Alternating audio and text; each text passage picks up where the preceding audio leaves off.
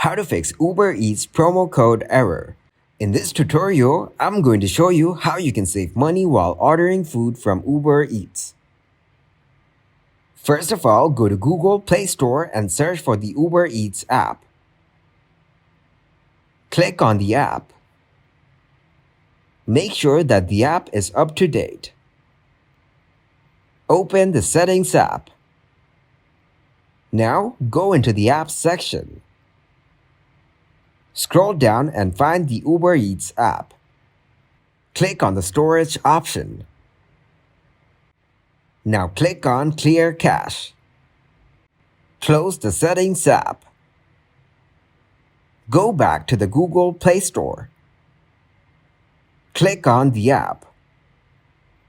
Now uninstall it. Then install it once again.